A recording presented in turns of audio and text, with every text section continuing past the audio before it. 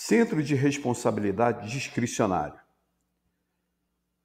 Quais são as características? Inicialmente, não há uma relação insumo-produto definida de forma técnica, de forma objetiva. Por exemplo, uma atividade de marketing. Não há um livro, uma regra precisa de quanto de uma verba de marketing deve ser investida em um determinado canal de divulgação, por exemplo. Se é no Google, se é outdoor, se é jornal impresso, se é propaganda no canal de televisão A, se é uma propaganda num canal de televisão fechado ou aberto.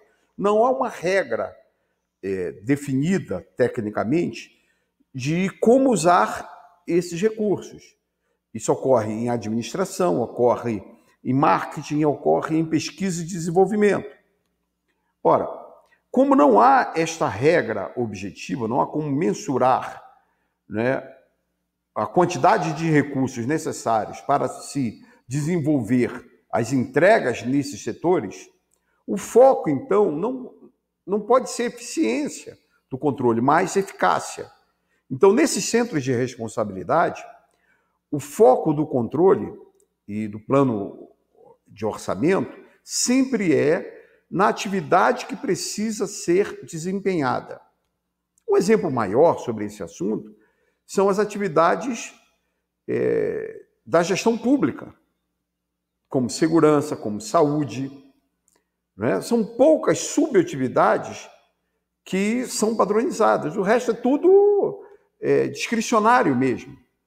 Então, o foco, desde o planejamento até o controle e avaliação de desempenho, se dá na consecução dos objetivos de cada setor. Então, o orçamento, ele tem como foco as entregas. Por exemplo, um setor de contabilidade, qual os principais recursos necessários para que os processos de registro dos fatos e dos relatórios sejam alcançados. Né? Quais relatórios que precisam ser montados durante cada mês? Né? O setor de RH, quantos processos de treinamento, quantos processos de recrutamento e seleção, quantos processos de avaliação de desempenho. E confrontam-se esses resultados aos principais recursos. O que eu estou dizendo? É que não cabe nesses orçamentos orçamentos super detalhados. Por quê? Porque é inócuo se montar um orçamento muito detalhado. Porque já que o foco é nos grandes produtos e nos grandes recursos, né, negocia-se o quê? O limite de gastos para as grandes entregas de cada setor.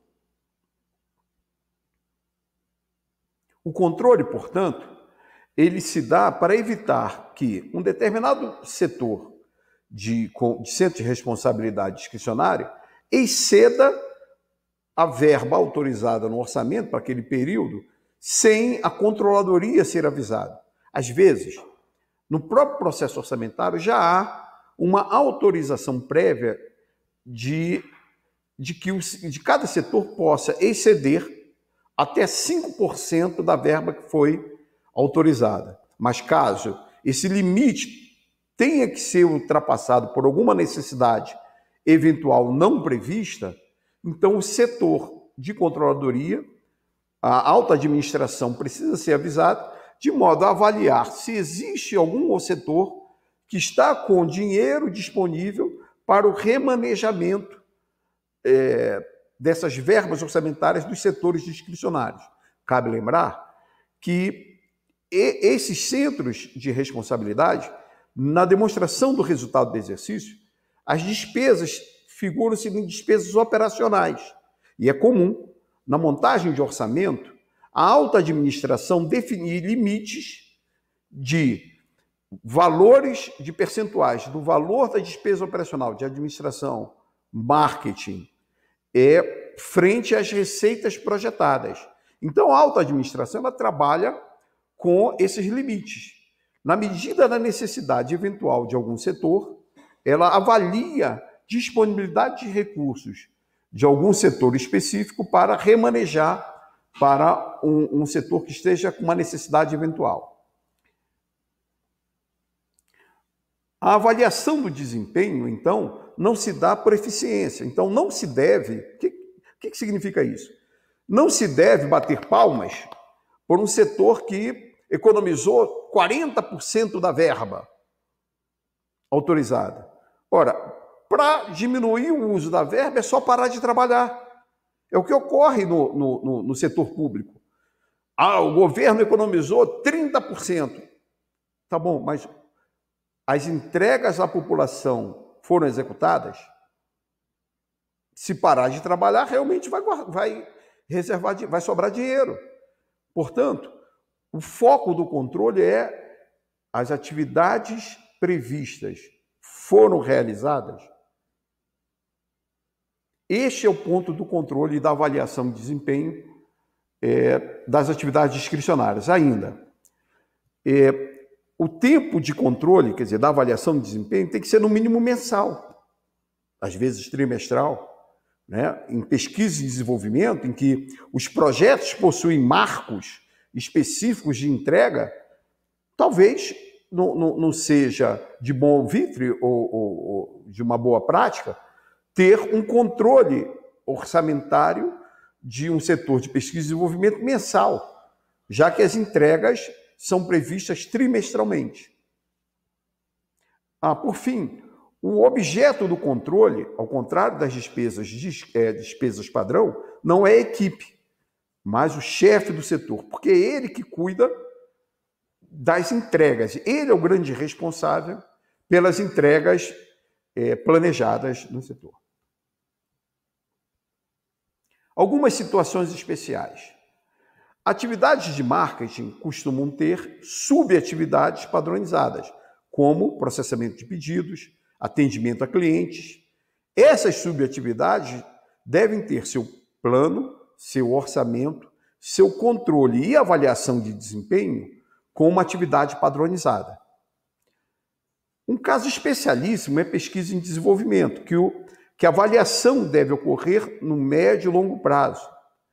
E os gerentes dos projetos devem ter autorização durante o exercício de trocar verba autorizada. Por exemplo, um projeto A, por algum motivo, antecipou uma etapa.